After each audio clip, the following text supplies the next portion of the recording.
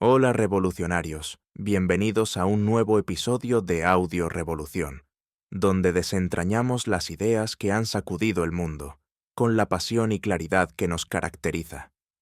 Hoy nos sumergimos en La Sagrada Familia, una obra incendiaria de Karl Marx y Friedrich Engels, publicada en 1845, que no solo critica, sino que despedaza con ingenio las ilusiones de la filosofía especulativa alemana.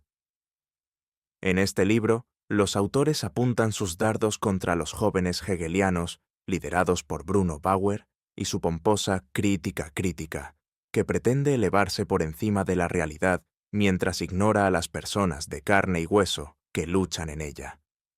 Con un estilo afilado y un toque de humor que corta como navaja, Marx y Engels desenmascaran las abstracciones vacías de sus adversarios, sentando las bases para una filosofía que no flota en las nubes, sino que pisa firme en la tierra.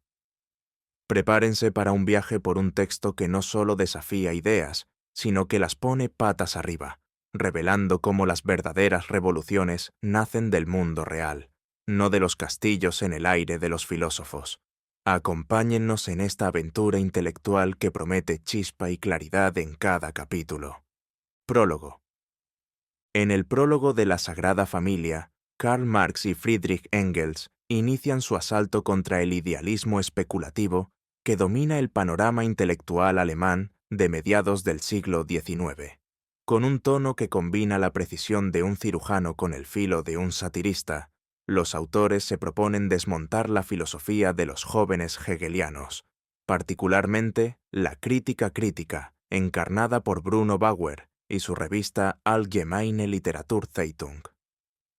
Esta corriente filosófica, obsesionada con conceptos abstractos como el espíritu o la conciencia, ignora al ser humano real, ese que vive, trabaja y lucha en el mundo material.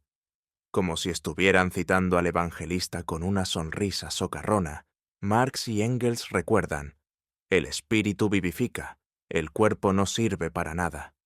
Pero este espíritu, separado de la carne, no es más que un espejismo, un castillo en el aire que los autores están decididos a derribar con argumentos tan sólidos como un martillo. El foco principal del prólogo es la Allgemeine Literaturzeitung, una publicación que, en sus primeros 8 números, se convierte en un muestrario de las extravagancias de la crítica crítica. Figuras como Bauer, Faucher y Seliga son presentadas como los apóstoles de esta filosofía que pretende elevarse por encima de la masa ignorante para dictar verdades universales desde un pedestal imaginario. Sin embargo, lo que logran es un espectáculo de abstracciones vacías, donde las palabras dan volteretas sin tocar el suelo de la realidad. Marx y Engels no se limitan a criticar, convierten la Literaturzeitung en un tesoro de disparates filosóficos, accesible incluso para quienes no han pisado las aulas de una universidad alemana. Cada artículo de la revista, dicen, es una joya que brilla por su absurdity, como si los autores de la crítica crítica estuvieran escribiendo una comedia sin saberlo. Los autores dejan claro que no están aquí para escribir un tratado exhaustivo sobre la evolución de la filosofía alemana. La crítica crítica, en su opinión, no merece tal esfuerzo, pues representa un retroceso respecto a los avances de pensadores como Feuerbach, quien al menos intentó anclar la filosofía en la experiencia humana concreta. En cambio, Bauer y sus seguidores han llevado el idealismo hegeliano a un callejón sin salida, donde las categorías abstractas reinan supremas y la vida real queda relegada a un pie de página. Marx y Engels prometen que sus propias ideas positivas, las bases de lo que más tarde se conocerá como materialismo histórico, serán desarrolladas en futuros trabajos. Por ahora, su tarea es más inmediata: usar la Literaturzeitung como un punching bag intelectual, exponiendo sus contradicciones y ridiculeces con una mezcla de rigor y humor implícito. El prólogo, firmado en París en septiembre de 1844, respira el aire revolucionario de la ciudad. París, con su efervescencia política y sus barricadas en el horizonte, parece haber infundido a Marx y Engels una energía combativa que se refleja en cada línea. No solo critican a la crítica crítica, se burlan de su pretensión de ser una autoridad omnisciente, como si Bauer y sus seguidores estuvieran jugando a ser dioses en un Olimpo de papel. La Literaturzeitung es presentada como una comedia de errores, donde los filósofos especulativos, en su afán de trascender la realidad, terminan tropezando con ella. Cada párrafo del prólogo es un dardo que apunta al corazón de la vanidad intelectual, pero también una invitación al lector a mirar más allá de las nubes de la especulación y fijarse en el suelo firme de la realidad material. El texto no solo establece el tono de la obra, sino que también marca el rumbo de lo que vendrá. Marx y Engels no están interesados en debates estériles sobre el espíritu. Su mirada está puesta en las condiciones concretas de la vida humana: el trabajo, la opresión, la lucha de clases. La crítica crítica, con su lenguaje grandilocuente y sus categorías vacías, es incapaz de ofrecer soluciones prácticas o de conectar con las fuerzas reales que mueven la historia. Mientras los idealistas se pierden en sus laberintos conceptuales, los autores ya están pensando en un nuevo tipo de filosofía, una que no flote en las alturas, sino que camine junto a los hombres y mujeres que construyen el mundo con sus manos. Este prólogo, en su brevedad, es una declaración de guerra intelectual, un manifiesto que invita al lector a reírse de las pretensiones de los filósofos de salón y a prepararse para un pensamiento que, en lugar de soñar con el cielo, transforma la tierra. La Sagrada Familia comienza así, con un prólogo que es tanto un diagnóstico mordaz de los males del idealismo como una promesa de un nuevo camino. Marx y Engels no solo quieren desmontar la crítica crítica, quieren sentar las bases para una filosofía que parta de la realidad material, de las luchas de los oprimidos, de las fuerzas que realmente dan forma a la historia. Es un texto que, con su claridad y su humor implícito, no solo critica, sino que inspira, preparando al lector para el resto de la obra, donde cada capítulo será un nuevo golpe contra las ilusiones de la especulación. Capítulo 1. En el primer capítulo de la Sagrada Familia, Karl Marx y Friedrich Engels arremeten contra la crítica crítica, representada por el señor Reichart, un encuadernador que colabora en la Allgemeine Literaturzeitung, la revista bandera de Bruno Bauer y los jóvenes hegelianos. Con un tono que destila precisión analítica, los autores exponen cómo esta crítica, que se autoproclama salvadora de la humanidad, termina enredada en un galimatías de abstracciones que la alejan del pueblo al que dice querer iluminar. Reichart, en su intento de descender al nivel de la masa, adopta un socialismo simplificado, presentándose como un mesías filosófico que promete infundir espíritu crítico a las masas ignorantes. Sin embargo, lo que logra es un espectáculo de confusión, donde las palabras se apilan en frases grandilocuentes pero vacías, como un castillo de naipes que se derrumba al menor soplo de realidad. La crítica crítica de Reichart se jacta de su superioridad intelectual, pero su lenguaje es un torbellino de incoherencias. Habla de un horror por las instituciones de la mendicidad o de una doctrina de responsabilidad que, en su afán de sonar profunda, convierte el pensamiento humano en algo tan rígido como la mujer de Lot, petrificada por mirar atrás. Sus escritos saltan de un tema a otro sin ton ni son. En un momento menciona el testamento político de Stein, al siguiente divaga sobre el maná bíblico, y de pronto aterriza en Napoleón o en milagros naturales. Este caos discursivo, que pretende ser dialéctica trascendental, no es más que un revoltijo de ideas mal cosidas, como si Reichart hubiera arrojado un diccionario al aire y esperado que las palabras formaran sentido al caer. Marx y Engels, con una sonrisa implícita, señalan cómo este supuesto esfuerzo por acercarse al pueblo termina en un aislamiento aún mayor, como si la crítica crítica necesitara un traductor para entenderse a sí misma. El capítulo desmenuza el intento de Reichard por elevar la jerga cotidiana de la masa a un nivel filosófico, pero el resultado es un desastre. Sus frases, cargadas de untuosidad catequística y un diletantismo negligente, son un rompecabezas imposible de armar. Habla en varios idiomas, como si la confusión multilingüe fuera a impresionar a alguien, y mezcla conceptos con una torpeza que roza lo cómico. Por ejemplo, su idea de infundir espíritu crítico se diluye en una sopa de términos abstractos que no dicen nada concreto.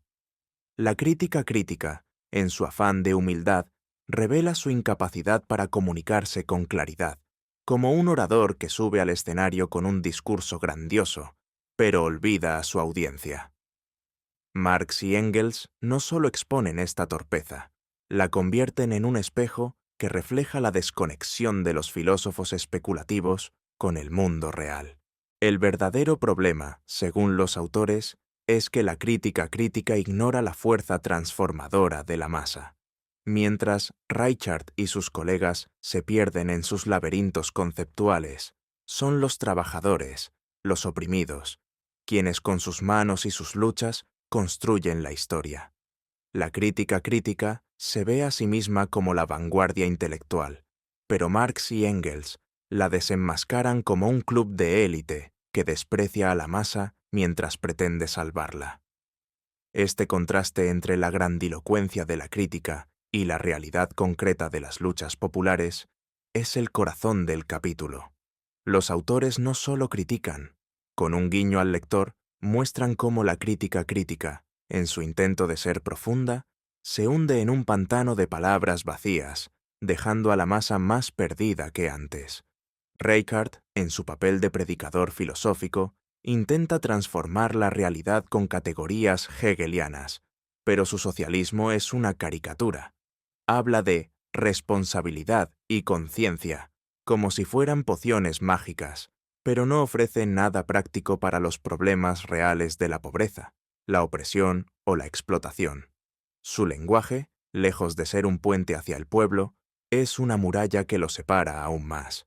Marx y Engels, con su estilo incisivo, muestran cómo este enfoque no solo es inútil, sino también ridículo.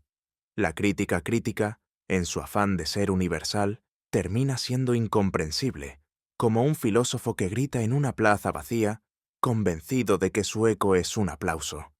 El capítulo también sirve como una advertencia. La filosofía que ignora la realidad material está condenada a la irrelevancia.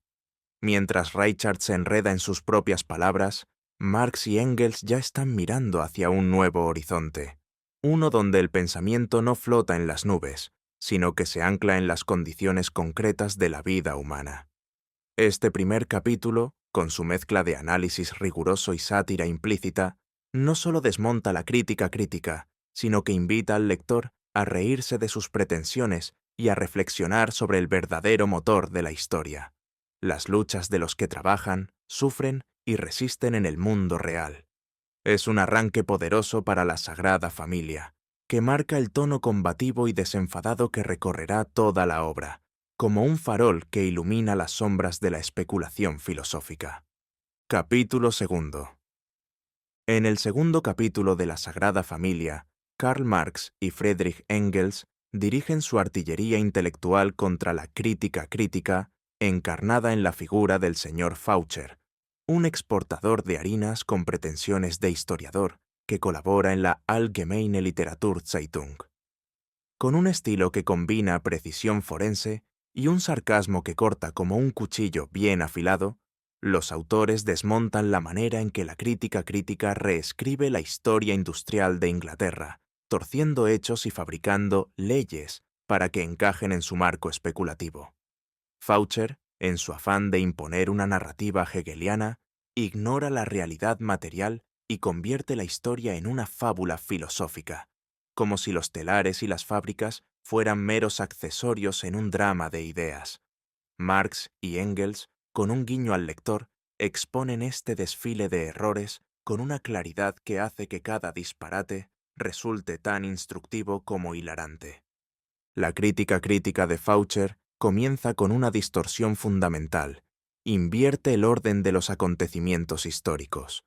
Mientras la historia real muestra que las ciudades manufactureras como Manchester surgieron tras el establecimiento de las fábricas, Faucher, en un acto de acrobacia especulativa, sugiere que las ciudades precedieron a las industrias, como si el hijo hubiera dado a luz al padre. Esta inversión no es un simple desliz, es un síntoma de cómo la crítica crítica sacrifica los hechos en el altar de sus categorías abstractas.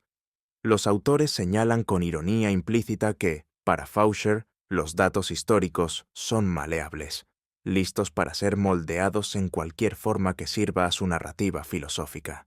Es como si la historia fuera un lienzo en blanco, donde la crítica puede pintar lo que le plazca, sin importar lo que realmente ocurrió.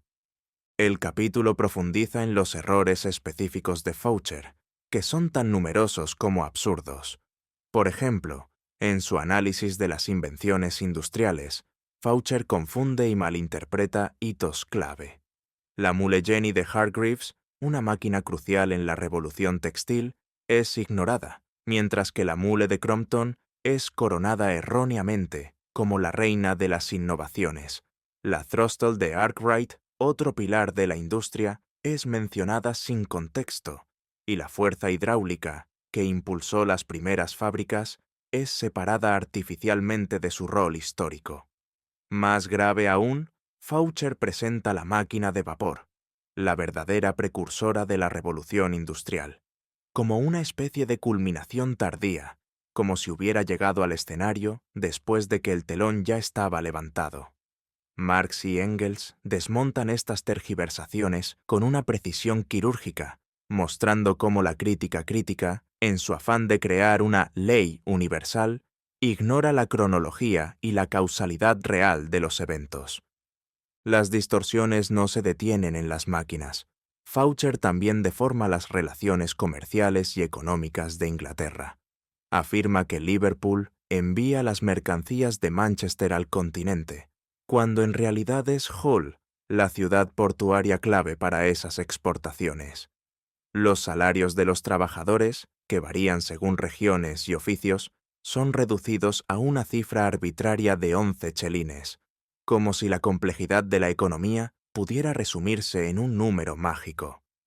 El trabajo manual, que en la realidad fue desplazado por las máquinas, es reemplazado en la narrativa de Faucher por el pensamiento, como si los obreros fueran filósofos en lugar de trabajadores agotados por jornadas interminables. Marx y Engels, con una sonrisa apenas disimulada, señalan cómo estas afirmaciones no solo son falsas, sino que revelan una desconexión total con la vida real de los trabajadores, quienes enfrentan enfermedades y miseria, mientras la crítica crítica juega con conceptos en su torre de marfil. Faucher también inventa un partido de las fábricas, una amalgama ficticia de patrones y obreros que, según él, luchan juntos por intereses comunes. Esta idea, ridícula para cualquiera que entienda las tensiones de clase, ignora cómo los intereses de los capitalistas y los trabajadores son opuestos. La crítica crítica, en su afán de unificar todo bajo una categoría abstracta, pasa por alto las luchas reales de los obreros, quienes se organizan en coaliciones para defender sus derechos, no para aliarse con sus patrones. Faucher, además, atribuye la pobreza a la falta de apoyo a la Liga contra las leyes cerealistas, sugiriendo que derogarlas bajaría los salarios agrícolas. Marx y Engels desmienten esta afirmación, señalando que la miseria ya existe bajo el sistema actual, y que la derogación de esas leyes no resolvería mágicamente los problemas estructurales de la economía capitalista. Otro error flagrante es la exageración de las jornadas laborales. Faucher habla de turnos de 16 horas, ignorando que la legislación inglesa de la época ya limitaba las jornadas a 12 horas en muchas industrias. Este tipo de exageraciones, lejos de reforzar su argumento, lo debilitan, mostrando cómo la crítica crítica prefiere la grandilocuencia a los hechos.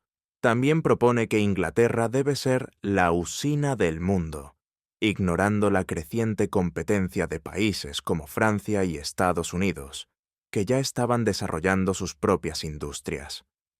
La ley de 10 horas, un avance radical para los trabajadores, es presentada por Foucher como un compromiso tibio, un juste milieu, que no molesta a nadie, cuando en realidad fue una conquista arrancada con sudor y lucha. El capítulo también aborda los errores lingüísticos de Foucher, que revelan su desconocimiento del contexto inglés. Llama a los landowners propietarios de tierras y a los millowners exportadores de harinas, confundiendo términos y roles con una torpeza que roza lo cómico. Marx y Engels, con su estilo incisivo, convierten estos errores en evidencia de la superficialidad de la crítica crítica, que pretende hablar con autoridad sobre temas que no comprende. Cada equivocación de Foucher es un ladrillo más en el muro que separa a la crítica crítica de la realidad, un muro que los autores derriban con argumentos tan claros como devastadores. En el fondo, el capítulo es una denuncia de cómo la crítica crítica, en su obsesión por las abstracciones, pierde de vista la historia real, las máquinas que transformaron la producción, los obreros que sufrieron las consecuencias, las luchas que definieron una era. Foucher y sus colegas no están escribiendo historia. Están escribiendo un guión especulativo, una obra de ficción filosófica donde los hechos son secundarios y las categorías hegelianas son las protagonistas. Marx y Engels, con un humor que se desliza entre líneas, muestran cómo este enfoque no solo es erróneo, sino también ridículo, como un historiador que confunde el martillo con el yunque, y aún así, cree que está forjando la verdad. Este segundo capítulo de la Sagrada Familia no solo desmonta las pretensiones de Foucher, también establece un contraste fundamental entre la filosofía especulativa y el enfoque materialista que Marx y Engels están comenzando a desarrollar.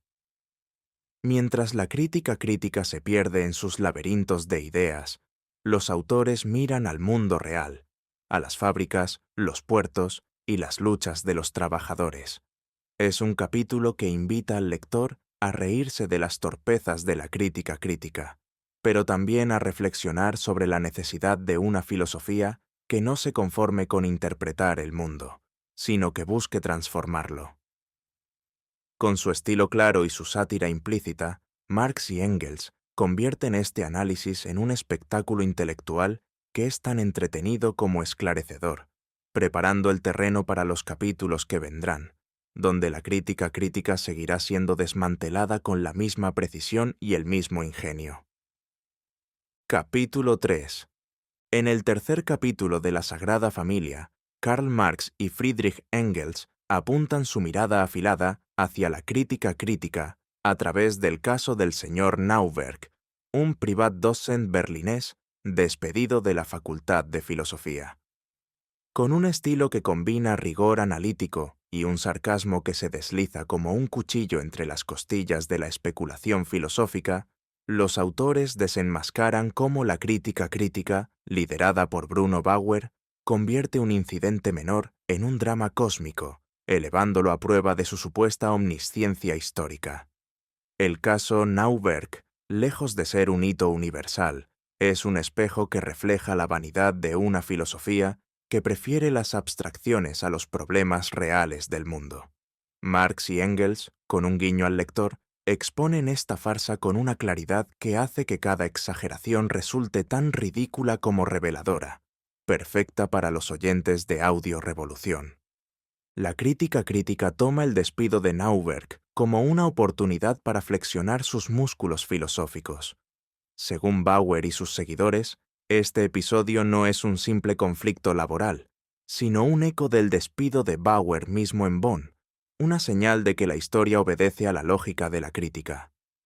Con una solemnidad que roza lo teatral, explican por qué la Facultad de Filosofía se ofendió, por qué el conflicto fue menos intenso de lo esperado y por qué todo estaba predestinado, desde la escisión interna de la facultad hasta el fallo confuso que llevó a la supuesta renuncia libre de Nauberg, Marx y Engels, con una sonrisa apenas disimulada, señalan que esta renuncia no fue tal.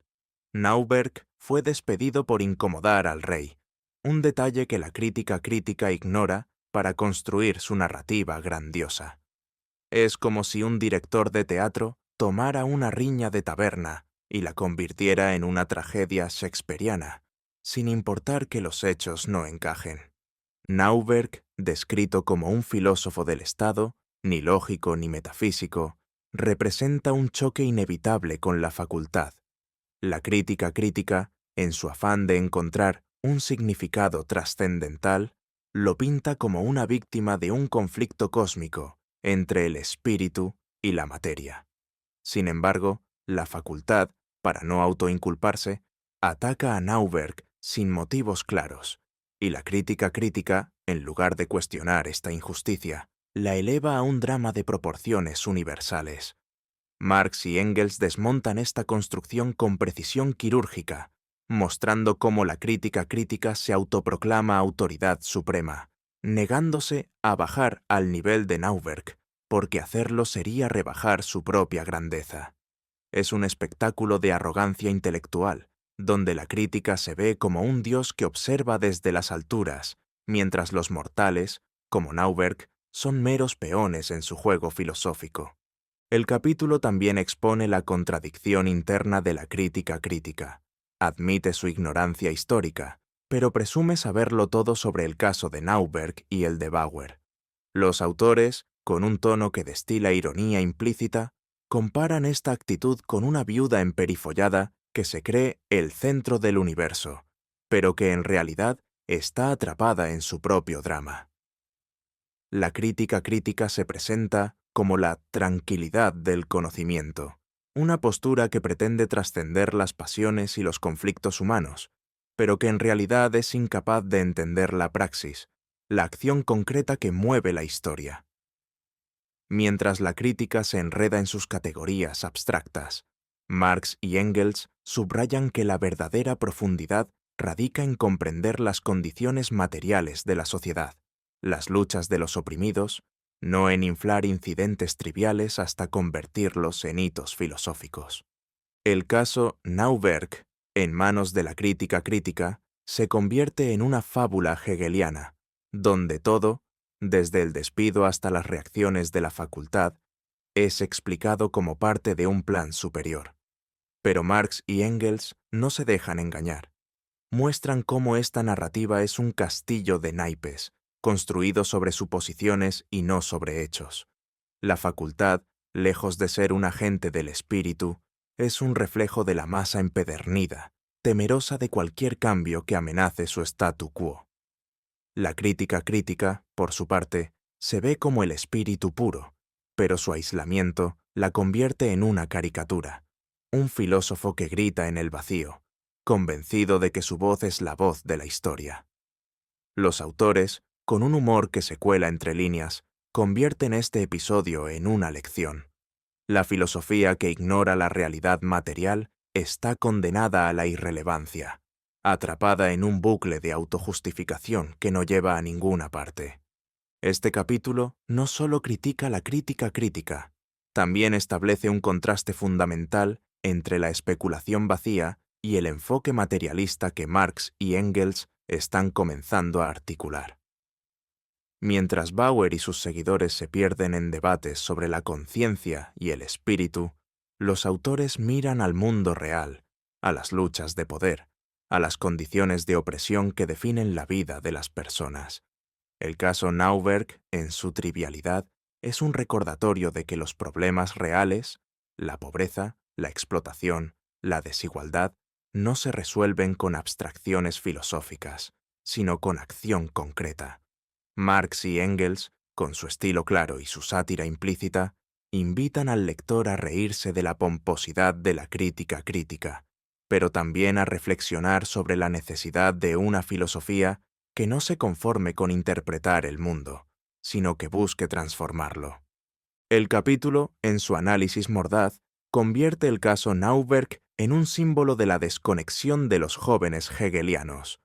La crítica crítica, con su pretensión de omnisciencia, no solo falla en entender los eventos que analiza, también revela su incapacidad para conectar con las fuerzas reales que mueven la historia. Marx y Engels, con una claridad que resuena en cada párrafo, muestran cómo esta filosofía, lejos de ser una guía para el cambio, es un obstáculo, un eco hueco que se pierde en su propia grandilocuencia.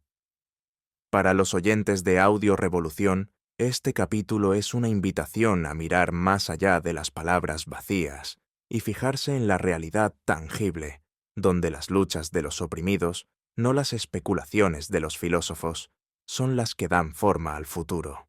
Capítulo 4. En el cuarto capítulo de la Sagrada Familia, Karl Marx y Friedrich Engels arremeten con su característica mezcla de precisión analítica y sarcasmo velado contra la crítica crítica, representada por Edgar Bauer, hermano de Bruno Bauer, en su interpretación de las ideas de Pierre-Joseph Proudhon y Flora Tristan. Este capítulo, un torbellino de argumentos que desmontan las abstracciones idealistas, expone cómo la crítica crítica, en su afán de elevarse por encima de la realidad material, distorsiona las luchas sociales y las convierte en un drama filosófico vacío. Con un estilo claro y un humor implícito que corta como un bisturí, Marx y Engels desenmascaran la incapacidad de la crítica crítica para comprender la praxis revolucionaria, mientras celebran, con un guiño al lector, la fuerza transformadora de los obreros y sus movimientos. Este análisis, diseñado para resonar en Audio Revolución, convierte las torpezas de Edgar Bauer en un espectáculo tan instructivo como entretenido. El capítulo se centra en la crítica de Edgar Bauer a ¿Qué es la propiedad?, de Proudhon, una obra que denuncia la propiedad privada como la raíz de la desigualdad y la miseria. Proudhon, un proletario científico, busca justicia práctica, proponiendo una igualdad que trascienda los privilegios de la propiedad.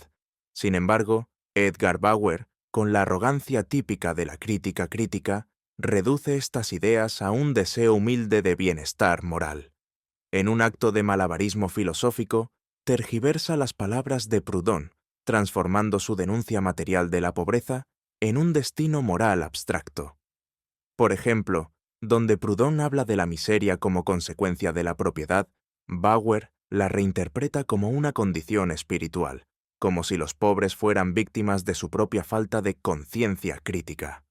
Marx y Engels, con una sonrisa apenas disimulada, señalan cómo esta distorsión convierte la lucha concreta contra la explotación en un sermón hegeliano, tan inútil como un paraguas en un huracán.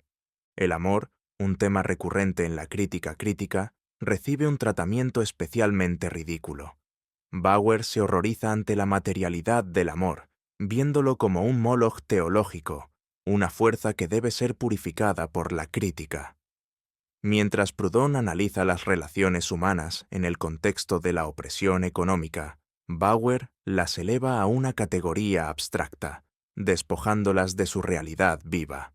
Es como si el amor, en manos de la crítica crítica, dejara de ser un sentimiento humano para convertirse en un concepto de museo, expuesto en una vitrina de especulación hegeliana. Marx y Engels desmontan esta postura, mostrando cómo la crítica crítica, al huir de lo material, pierde de vista la esencia misma de las relaciones humanas, que no se entienden en las nubes de la filosofía, sino en el suelo firme de la vida cotidiana. Otro blanco del capítulo es la crítica de Edgar Bauer a la Unión Obrera de Flora Tristan, una obra que propone la organización de los trabajadores como un paso hacia la emancipación. Bauer, con su habitual desdén por la masa, descarta esta propuesta como irreal, acusándola de ser una fantasía utópica. Marx y Engels, en cambio, defienden la visión de Tristan como una aspiración concreta, nacida de la experiencia de los oprimidos.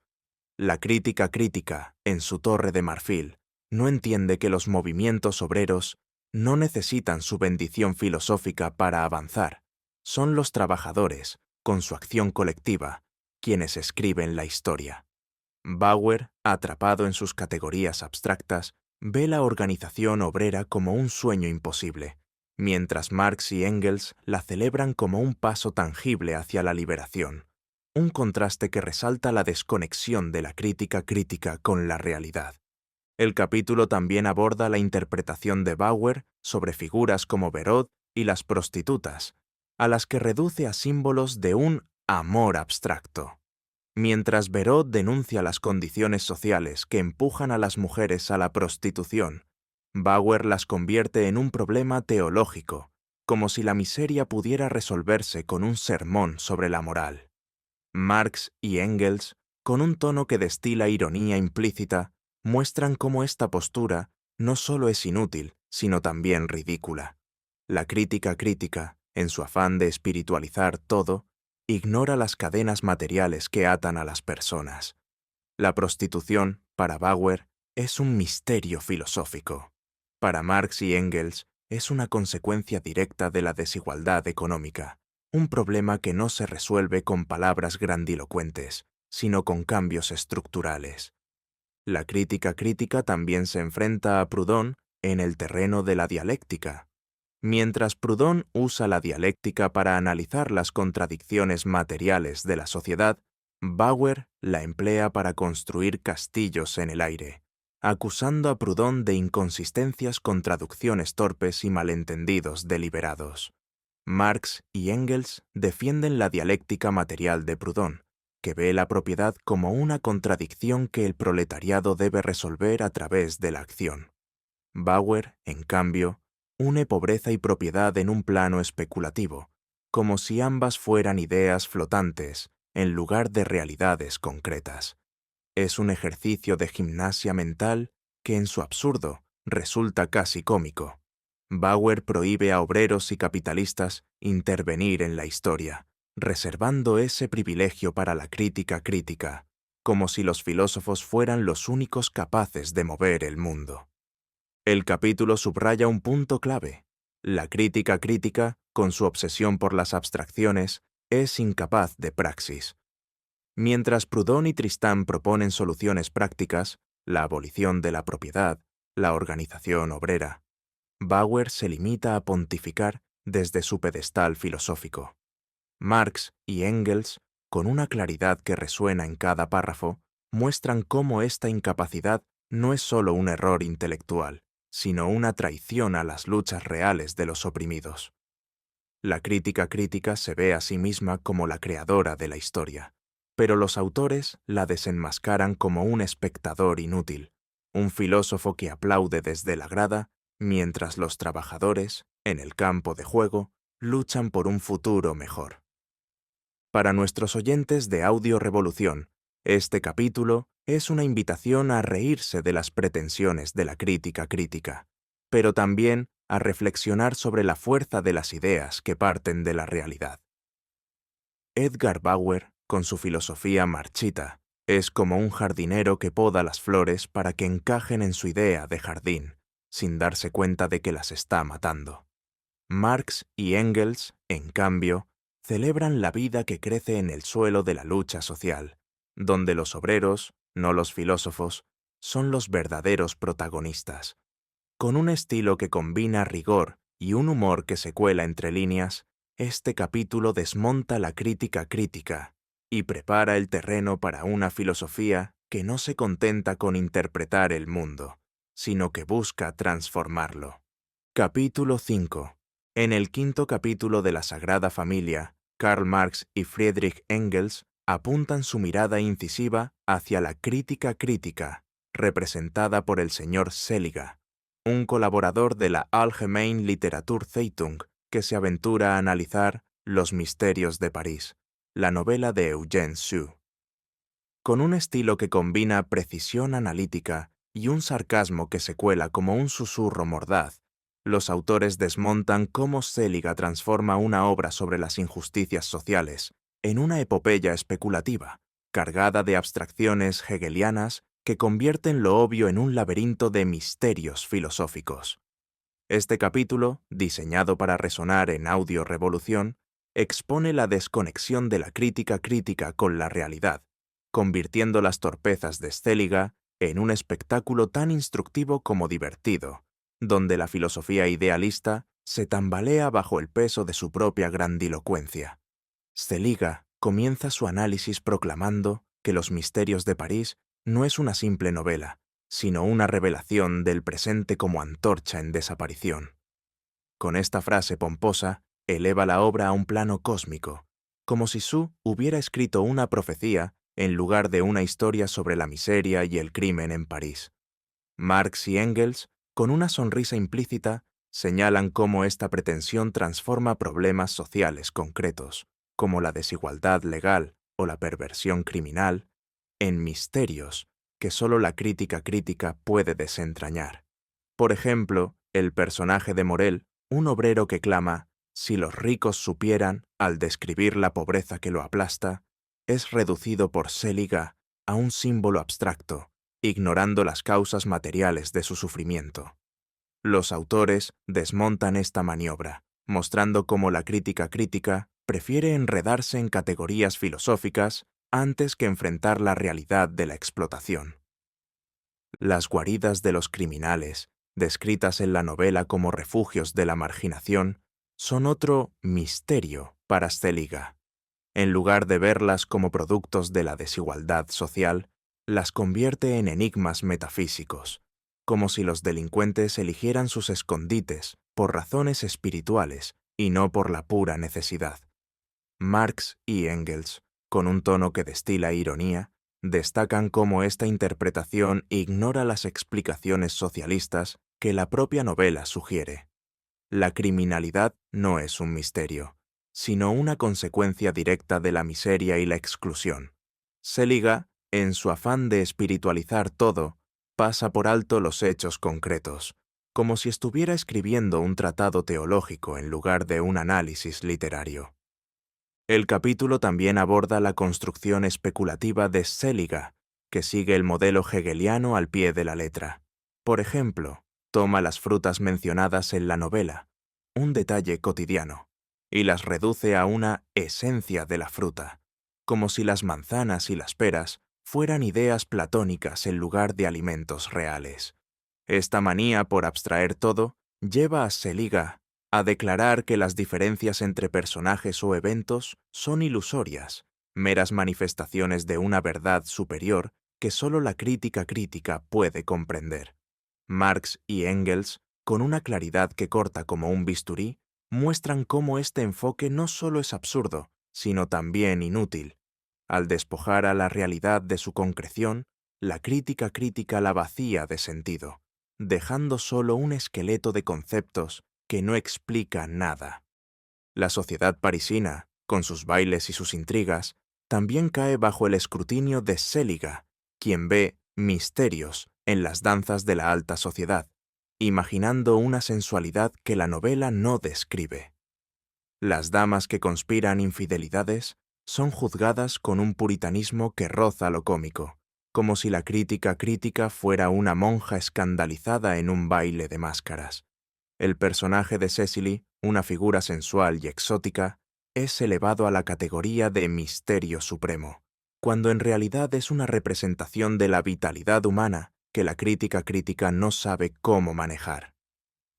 Ferrand, un hipócrita que oculta sus crímenes bajo una fachada de devoción, es transformado en un enigma religioso, mientras que Polidori, con sus venenos, es un misterio tan común que apenas merece el nombre. Marx y Engels, con un guiño al lector, muestran cómo Celiga complica lo simple, convirtiendo la novela en un rompecabezas filosófico que nadie pidió. Los sirvientes, como Pipelet, que observan las intrigas de sus amos, y Rigoleta, una griseta idealizada, son otros ejemplos de cómo Celiga ve misterios donde solo hay vida cotidiana. Pipelet, con su curiosidad chismosa, es elevado a un símbolo de la observación crítica, mientras que Rigoleta, una trabajadora que encarna la lucha diaria, es transformada en un ideal abstracto. Marx y Engels desmontan estas interpretaciones, mostrando cómo la crítica crítica, en su afán de encontrar significados trascendentales, ignora la realidad tangible de los personajes. La novela de Su, con su retrato crudo de la desigualdad, es un llamado a la acción social, pero Seliga la convierte en un tratado especulativo, como si los problemas de París pudieran resolverse con una conferencia filosófica. El personaje de Rodolfo, el héroe de la novela, es otro punto de crítica. Para Seliga, Rodolfo es un desentrañador de misterios, un agente del espíritu que resuelve los enigmas de París. Pero Marx y Engels, con una sátira que se cuela entre líneas, muestran cómo esta interpretación ignora el contexto social de la novela. Rodolfo no es un filósofo hegeliano, es un personaje atrapado en las contradicciones de su tiempo, incapaz de resolver los problemas estructurales que la novela expone. La crítica crítica, al elevarlo a un símbolo de la conciencia, pierde de vista las verdaderas fuerzas que mueven la historia, las luchas de los oprimidos, no las hazañas de un héroe individual. Este capítulo es una lección magistral sobre los peligros de la especulación filosófica. Seliga, con su análisis de los misterios de París, convierte una novela sobre la injusticia en un tratado de metafísica, como si los problemas de la pobreza y el crimen pudieran resolverse con categorías abstractas. Marx y Engels, con una claridad que resuena en cada párrafo, muestran cómo esta postura no solo es errónea, sino también ridícula. La crítica crítica, en su afán de espiritualizar todo, se desconecta del mundo real, dejando solo un eco hueco de palabras vacías.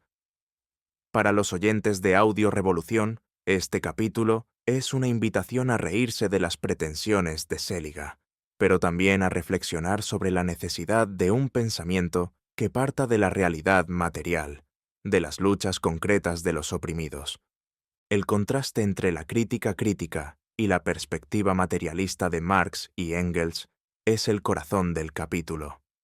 Mientras Seliga se pierde en sus laberintos especulativos, los autores miran al mundo real, a las calles de París, a las vidas de los trabajadores y los marginados.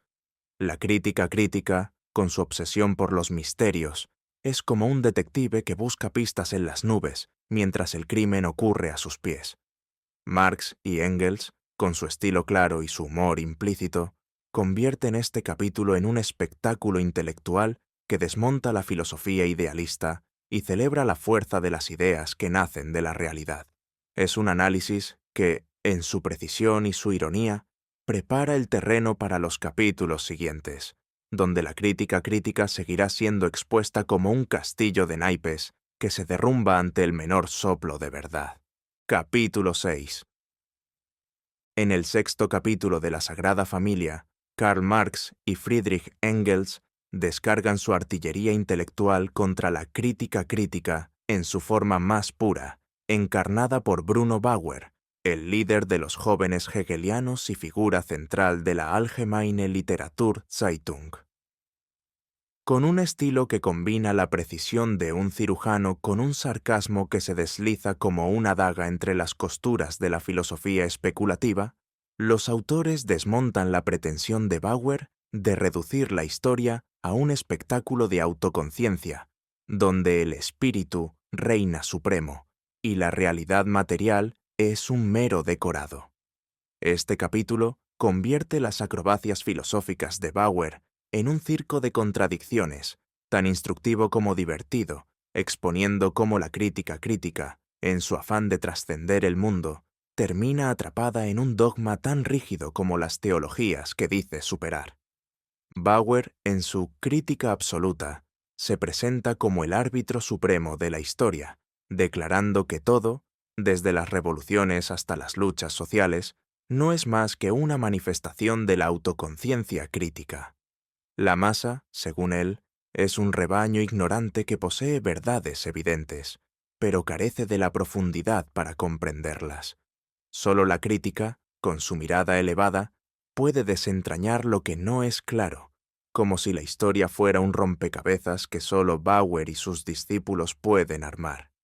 Marx y Engels, con una ironía que se cuela entre líneas, muestran cómo esta postura no es más que una caricatura hegeliana, donde la realidad es sacrificada en el altar de las categorías abstractas. Es como si Bauer estuviera dirigiendo una orquesta sinfónica, pero los instrumentos son ideas flotantes, y el público, la realidad, nunca llega al concierto. El capítulo se centra en varios temas clave, comenzando con la interpretación de Bauer de la cuestión judía, un debate candente en la Alemania de la época. Bauer reduce la emancipación judía a un problema teológico, argumentando que los judíos deben abandonar su religión para integrarse en una sociedad universal. Marx y Engels desmontan esta idea, mostrando que la emancipación no es un asunto de fe, sino de condiciones materiales. La sociedad burguesa, con su estructura de clases, es la verdadera barrera, no la religión. Bauer, atrapado en su marco idealista, ignora la base económica de la opresión, como si los problemas de los judíos pudieran resolverse con un sermón filosófico. Los autores, con una claridad que corta como un bisturí, señalan que la emancipación humana requiere transformar las relaciones sociales, no debatir sobre dogmas espirituales. Otro punto de crítica es el ataque de Bauer a Ludwig Feuerbach, un filósofo que intentó anclar la filosofía en la experiencia humana. Bauer acusa a Feuerbach de alimentar nociones simplistas, pero Marx y Engels defienden que Feuerbach, al menos, reconoció al ser humano como el centro del pensamiento, no al espíritu abstracto. Bauer, en cambio, repite categorías hegelianas superadas, como si estuviera recitando un catecismo filosófico en lugar de enfrentar la realidad. Su crítica absoluta se autoproclama creadora de la historia, profetizando el fin de las nacionalidades y justificando el pasado político como una necesidad inevitable. Marx y Engels, con un guiño al lector, muestran cómo este enfoque no resuelve nada. Es un monólogo de un filósofo que se cree Dios, pero que no puede mover ni una piedra en el mundo real. El capítulo también aborda el debate francés sobre el descanso dominical, un ejemplo que Bauer usa para reforzar su narrativa teológica. En Francia, la discusión sobre el domingo reveló una contradicción entre la igualdad teórica de la Constitución y los privilegios prácticos de la burguesía. Bauer, sin embargo, confunde la supresión de estos privilegios con la desaparición de la religión, como si cerrar las iglesias resolviera la desigualdad. Marx y Engels, con una sátira implícita, muestran cómo esta interpretación ignora la base material del problema. La sociedad burguesa genera anarquía económica, y la religión es solo un síntoma, no la causa. Bauer, al reducir todo a un conflicto espiritual, se pierde en un laberinto de abstracciones, como un cartógrafo que dibuja mapas de un país imaginario. La Revolución Francesa, otro tema clave, es tratada por Bauer como un símbolo de la autoconciencia, ignorando las luchas concretas de los revolucionarios como Babeuf, quien abogó por la igualdad económica. Marx y Engels destacan cómo el materialismo francés, desde Descartes hasta los socialistas, sentó las bases para estas luchas, mientras que Bauer lo idealiza, convirtiendo la revolución en un drama de ideas. La crítica, al oponer el espíritu a la masa, restablece una teología disfrazada de filosofía, donde los filósofos son los sacerdotes y la masa, los fieles ignorantes.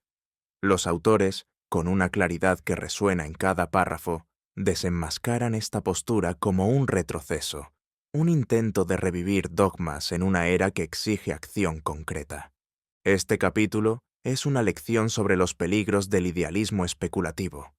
Bauer, con su crítica absoluta, se ve a sí mismo como el motor de la historia, pero Marx y Engels lo muestran como un espectador atrapado en su propia burbuja filosófica.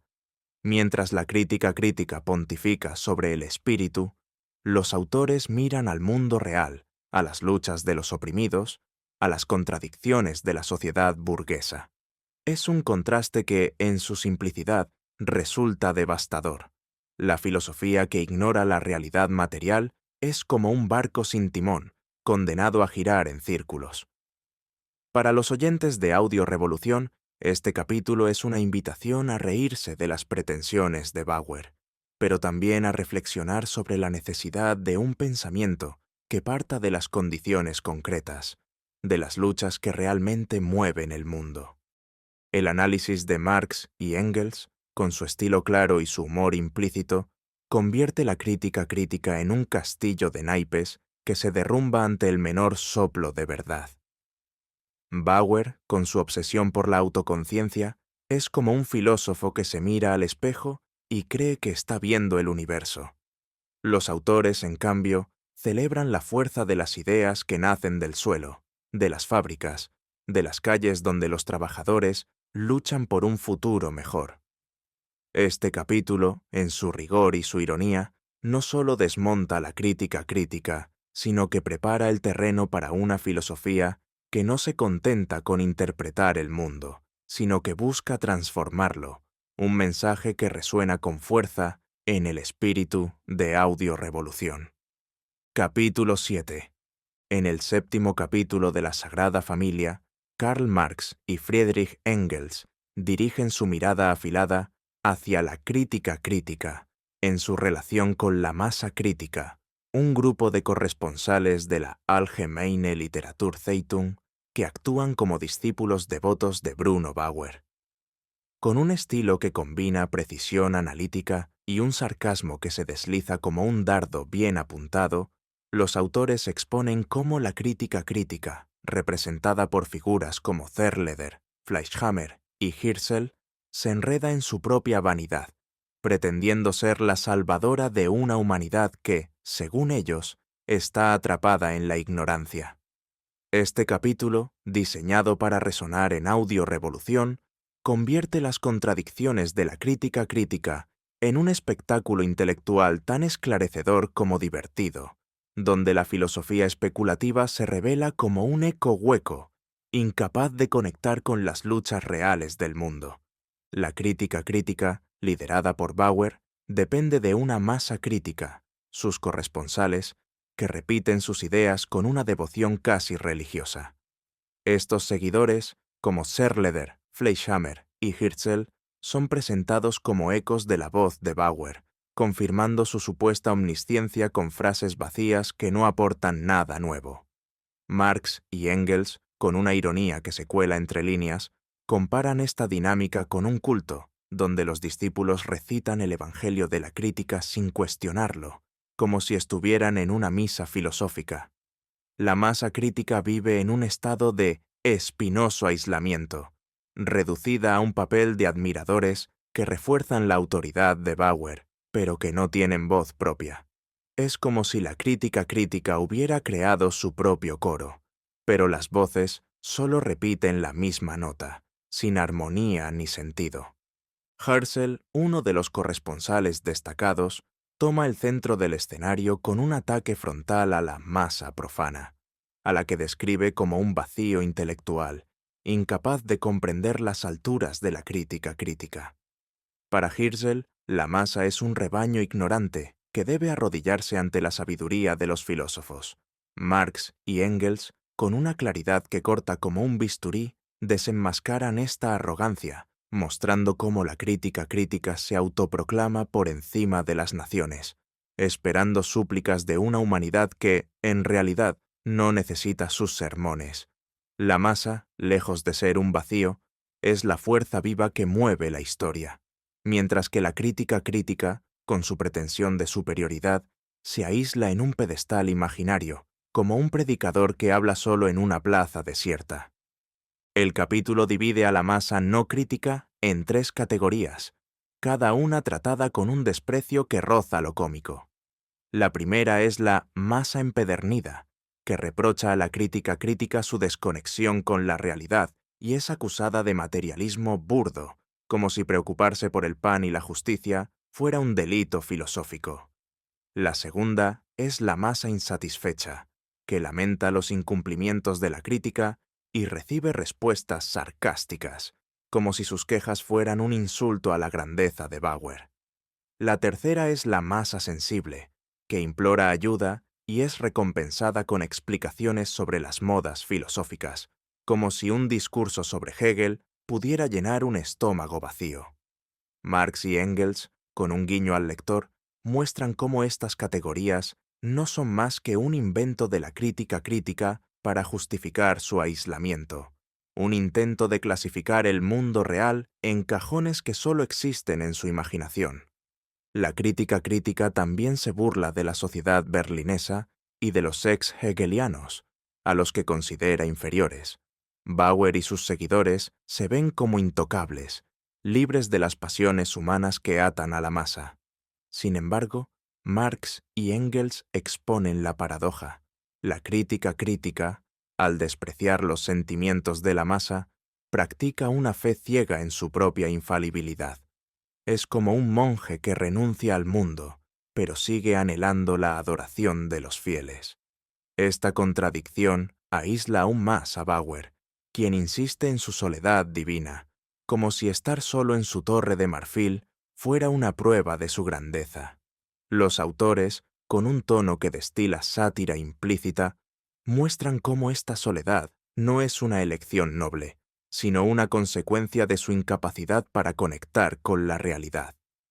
El capítulo también aborda las tensiones internas de la crítica crítica, que se fractura bajo el peso de sus propias pretensiones. Bauer, al proclamarse libre de pasiones, no puede escapar de las dinámicas humanas que critica en la masa. Su filosofía, que pretende ser universal, es en realidad un dogma estrecho, incapaz de abarcar la complejidad del mundo real. Marx y Engels, con una claridad que resuena en cada párrafo, convierten estas contradicciones en una lección. La filosofía que ignora la realidad material está condenada a la irrelevancia, atrapada en un ciclo de autojustificación que no lleva a ninguna parte. La crítica crítica, con su culto a sí misma, es como un actor que interpreta un monólogo en un teatro vacío, convencido de que su voz cambiará el mundo. Para los oyentes de Audio Revolución, este capítulo es una invitación a reírse de la vanidad de la crítica crítica, pero también a reflexionar sobre la fuerza de las luchas reales. Mientras Bauer y sus seguidores se pierden en sus categorías abstractas, Marx y Engels miran al mundo concreto, a las fábricas, las calles y las barricadas, donde los oprimidos luchan por un futuro mejor. La crítica crítica, con su desprecio por la masa, no es más que un eco hueco, un filósofo que grita en el vacío mientras la historia avanza sin él. Este capítulo, con su rigor analítico y su humor implícito, desmonta la crítica crítica y celebra la fuerza de las ideas que nacen del suelo, de las manos de los trabajadores que construyen el mundo real. El contraste entre la crítica crítica y la perspectiva materialista de Marx y Engels es el corazón del capítulo. Mientras Bauer se enreda en su culto filosófico, los autores proponen un pensamiento que parte de las condiciones concretas de la vida humana. La crítica crítica, con su masa crítica de corresponsales, es como una orquesta que toca sin público, mientras que Marx y Engels escuchan la música de las luchas populares, donde los verdaderos acordes de la historia se tocan. Este análisis, con su estilo claro y su sátira velada, convierte el capítulo en un espectáculo intelectual que no solo critica, sino que inspira, preparando el terreno para una filosofía que no se contenta con interpretar el mundo, sino que busca transformarlo, un mensaje que resuena con fuerza en el espíritu de Audio Revolución. Capítulo 8. En el octavo capítulo de la Sagrada Familia, Karl Marx y Friedrich Engels continúan su asalto intelectual contra la crítica crítica, centrándose esta vez en el personaje de Rodolfo, protagonista de Los Misterios de París, de Eugène Sue, a quien la crítica crítica transforma en un símbolo de su propia filosofía especulativa. Con un estilo que combina rigor analítico y un sarcasmo que se desliza como un dardo envenenado, los autores exponen cómo la crítica crítica, representada nuevamente por Seliga, convierte las acciones de Rodolfo en un drama de abstracciones hegelianas, ignorando las realidades sociales que la novela retrata.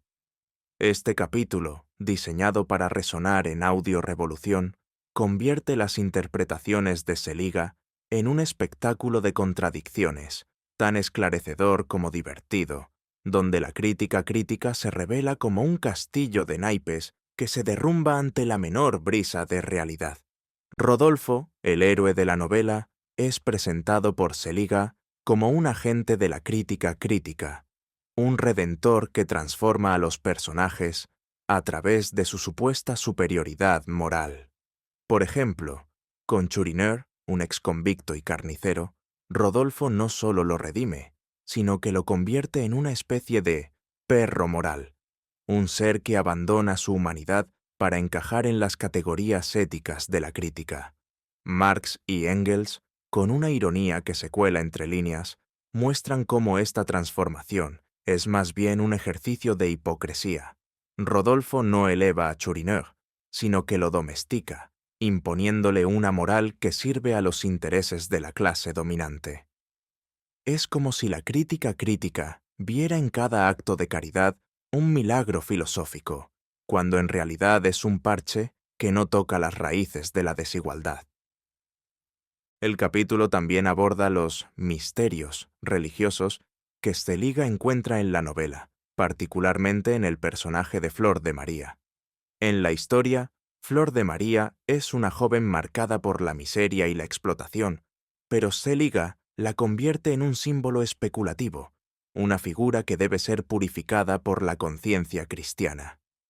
Marx y Engels desmontan esta interpretación, mostrando cómo la crítica crítica ignora la realidad material de Flor de María, su sufrimiento como producto de la pobreza, para imponerle una narrativa espiritual que no resuelve nada. Es como si Seliga estuviera decorando una choza en ruinas con vitrales religiosos, convencido de que eso la hace habitable. Los autores, con una claridad que corta como un bisturí, subrayan que la verdadera salvación no viene de sermones, sino de cambiar las condiciones que generan la miseria. Otro tema clave es la cuestión de los derechos y el castigo en la novela. Seliga interpreta el caso del maestro de escuela, un personaje cegado por Rodolfo como castigo por sus crímenes, como un ejemplo de justicia crítica. La crítica crítica aplaude esta violencia como una expresión de la conciencia, ignorando que refleja una doble moral. Los ricos castigan a los pobres mientras se presentan como benefactores. Marx y Engels, con un guiño al lector, exponen cómo esta teoría del castigo celular, que Seliga defiende, no es más que una justificación de la represión, un intento de la crítica crítica de embellecer la brutalidad con un barniz filosófico. La supresión de los depravados, según Seliga, es un acto de purificación moral, pero los autores muestran que es solo una forma de perpetuar la opresión, como un juez que condena al ladrón mientras ignora al sistema que lo empujó a robar. El capítulo también critica las soluciones económicas propuestas por Rodolfo, que Seliga celebra como genialidades de la crítica crítica. Por ejemplo, Rodolfo crea un banco para los pobres, una idea que parece caritativa, pero que, en la práctica, ofrece ayuda mínima con cálculos absurdos, incapaz de abordar la pobreza estructural. La granja de Bouqueval, otro proyecto de Rodolfo, es presentada como un paraíso rural, pero Marx y Engels, con una sátira implícita, revelan que es una fantasía idílica financiada por fondos mágicos, desconectada de la realidad económica. Es como si Rodolfo estuviera jugando a ser un filántropo en un escenario de teatro, mientras los verdaderos problemas, la explotación y la desigualdad, siguen intactos fuera del telón. La emancipación de las mujeres, representada por personajes como Luisa Morel, también es malinterpretada por Seliga. Mientras la novela muestra a Luisa como víctima de un sistema que la oprime, la crítica crítica la convierte en un símbolo de redención moral, como si su sufrimiento pudiera resolverse con buenas intenciones. Marx y Engels, con una claridad que resuena en cada párrafo, muestran cómo esta interpretación ignora las cadenas materiales que atan a las mujeres, desde la pobreza hasta el patriarcado. La crítica crítica, con su obsesión por la moral, es como un médico que receta oraciones para curar una enfermedad física, incapaz de ver que el problema requiere cirugía. no sermones. El capítulo culmina con una crítica devastadora al egoísmo moralista de Rodolfo, a quien Steliga presenta como un héroe de la crítica crítica. Rodolfo justifica sus venganzas como actos de providencia divina, pero Marx y Engels lo desenmascaran como un hipócrita que usa la caridad selectiva para reforzar su poder. Sus actos de beneficencia, lejos de ser altruistas, son una forma de control, una manera de mantener el statu quo mientras se presenta como salvador. La crítica crítica, al celebrar estas acciones, revela su propia complicidad con las estructuras de opresión, como un cortesano que aplaude al rey mientras el pueblo pasa hambre. Para los oyentes de Audio Revolución, este capítulo es una invitación a reírse de las pretensiones de la crítica crítica, pero también a reflexionar sobre la necesidad de soluciones reales. Seliga, con su análisis de Los misterios de París, es como un alquimista que promete convertir el plomo en oro, pero solo produce humo. Marx y Engels, en cambio, miran al mundo real, a las luchas de los oprimidos, a las condiciones materiales que definen la vida humana. La crítica crítica, con su obsesión por las abstracciones, es un eco hueco, un filósofo que declama en un teatro vacío mientras la historia se escribe en las calles. Este capítulo, con su rigor y su humor implícito, desmonta las ilusiones de Seliga y celebra la fuerza de las ideas que nacen del suelo, de las manos de los trabajadores que luchan por un futuro mejor. El contraste entre la crítica crítica y la perspectiva materialista de Marx y Engels es el corazón del capítulo. Mientras Seliga se pierde en sus categorías hegelianas, los autores proponen un pensamiento que parte de la realidad concreta, de las fábricas, las calles y las barricadas. La crítica crítica, con sus soluciones ilusorias, es como un arquitecto que dibuja planos para un palacio en las nubes, mientras Marx y Engels construyen sobre cimientos sólidos, anclados en las luchas de los oprimidos. Este análisis, con su estilo claro y su sátira velada, convierte el capítulo en un espectáculo intelectual que no solo critica, sino que inspira, preparando el terreno para una filosofía que no se contenta con interpretar el mundo, sino que busca transformarlo, un mensaje que resuena con fuerza en el espíritu de Audio Revolución. Capítulo 9. En el noveno y último capítulo de la Sagrada Familia, Karl Marx y Friedrich Engels cierran su ataque a la crítica crítica con una sátira apocalíptica que pone el broche final a su demolición de los jóvenes hegelianos. Centrándose en la figura de Herzl, un colaborador de la Allgemeine Literaturzeitung, los autores convierten sus pretensiones filosóficas en un espectáculo de grandilocuencia ridícula, donde la crítica crítica se proclama salvadora del mundo, mientras su propia revista se desmorona.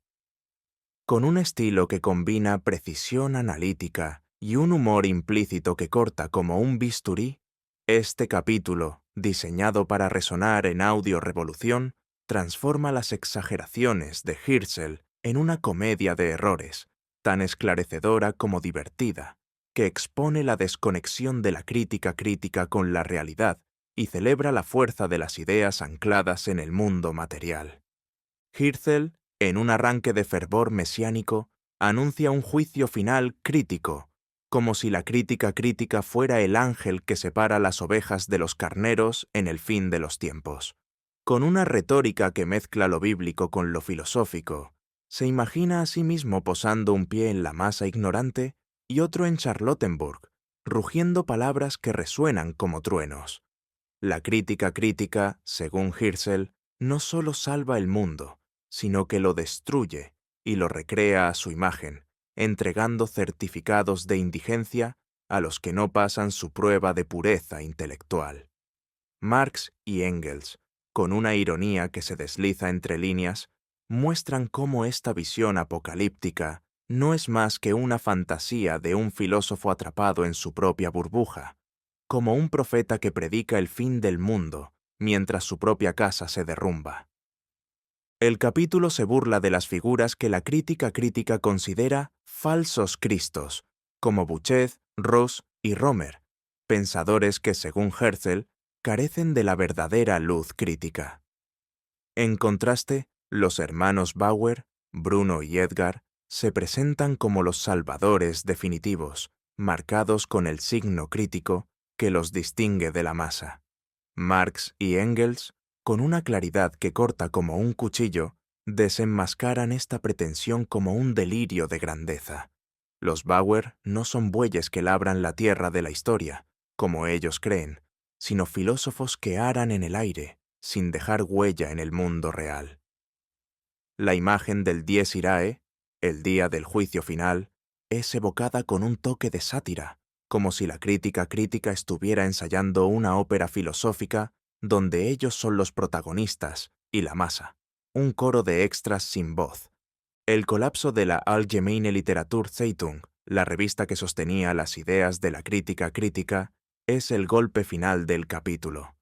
Herzl, con su retórica apocalíptica, anuncia el fin del mundo, pero Marx y Engels, con un guiño al lector, señalan que lo que realmente perece es la revista misma, no la humanidad. Este comentario histórico es devastador en su simplicidad.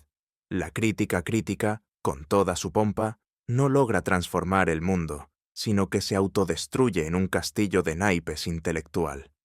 Es como si Herzl hubiera construido una catedral de palabras, solo para descubrir que las paredes son de papel y el tejado, de ilusiones. Los autores, con un tono que destila humor implícito, convierten este colapso en una lección. La filosofía que ignora la realidad material está condenada a desvanecerse, como un eco que se pierde en el viento. El capítulo también sirve como un contraste final entre la crítica crítica y la perspectiva materialista de Marx y Engels. Mientras Herzl y los Bauer se pierden en sus visiones apocalípticas, los autores miran al mundo real, a las luchas de los oprimidos, a las fuerzas que realmente mueven la historia. La crítica crítica, con su obsesión por el espíritu y la conciencia, es como un predicador que promete la salvación desde un púlpito que se tambalea. Marx y Engels, en cambio, celebran la fuerza de las ideas que nacen del suelo, de las manos de los trabajadores que construyen el futuro. Este contraste, presentado con una claridad que resuena en cada párrafo, es el corazón del capítulo. La filosofía especulativa, con toda su grandilocuencia, es un espejismo, mientras que el materialismo ofrece un camino sólido hacia la transformación. Para los oyentes de Audio Revolución, este capítulo es una invitación a reírse de las pretensiones de Herzl y la crítica crítica, pero también a reflexionar sobre la necesidad de un pensamiento que parta de la realidad. La crítica crítica, con su juicio final y sus certificados de indigencia, es como un mago que promete milagros, pero solo produce humo. Marx y Engels, con su estilo claro y su sátira velada, desmontan este espectáculo y celebran la fuerza de las luchas populares, donde los verdaderos protagonistas de la historia no son los filósofos, sino los hombres y mujeres que enfrentan la opresión con acción concreta. Este capítulo, como un telón que cae sobre la crítica crítica, cierra la Sagrada Familia con un mensaje poderoso. El mundo no necesita profetas especulativos, sino pensadores que caminen junto a los oprimidos, transformando la realidad desde abajo. El análisis de Marx y Engels, con su rigor y su humor implícito, convierte el capítulo en un final apoteósico para la obra. Herzl, con su retórica apocalíptica, es como un actor que interpreta un monólogo en un teatro vacío, mientras Marx y Engels escriben un guión para la revolución, con las calles como escenario y los trabajadores como protagonistas. Este capítulo, con su claridad y su ironía, no solo desmantela la crítica crítica, sino que inspira, preparando el terreno para una filosofía que no se contenta con interpretar el mundo, sino que busca transformarlo. Un mensaje que resuena con fuerza en el espíritu de Audio Revolución. Conclusión. A lo largo de la Sagrada Familia, Karl Marx y Friedrich Engels han desmantelado con precisión quirúrgica y un toque de ironía las ilusiones de la crítica crítica, esa filosofía especulativa que, liderada por los hermanos Bauer, pretendía elevarse por encima del mundo real. Desde el prólogo hasta el capítulo final, los autores han expuesto cómo los jóvenes hegelianos, con su obsesión por el espíritu y la conciencia, ignoran las luchas concretas de los trabajadores, los oprimidos y las fuerzas materiales que realmente mueven la historia. Cada capítulo ha sido un golpe certero contra las abstracciones vacías, desde las distorsiones históricas de Faucher hasta las fantasías apocalípticas de Herzl, mostrando que la crítica crítica no es más que un castillo de naipes que se derrumba ante la realidad. Marx y Engels no solo critican, siembran las semillas de una nueva filosofía, el materialismo histórico, que pone en el centro a las personas de carne y hueso, sus condiciones de vida y sus batallas por un mundo más justo.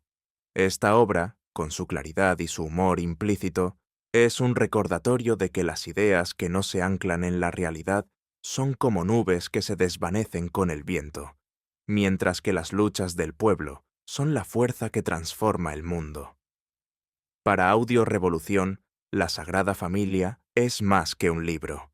Es un llamado a mirar el suelo bajo nuestros pies, a escuchar las voces de los que luchan y a construir un futuro donde las ideas sirvan a la humanidad, no a los filósofos en sus torres de marfil. Y con esto cerramos nuestro viaje por la Sagrada Familia en Audio Revolución. Esperamos que este recorrido por las ideas incendiarias de Marx y Engels haya encendido una chispa en ustedes, nuestros oyentes, para cuestionar las abstracciones vacías y abrazar las luchas que realmente cambian el mundo. Si este episodio les ha inspirado, no olviden compartirlo, dejar sus comentarios y seguirnos en todas nuestras plataformas para más resúmenes que despiertan la mente y el corazón. Nos vemos en el próximo capítulo, donde seguiremos explorando las ideas que revolucionan el mundo. Hasta la próxima, revolucionarios.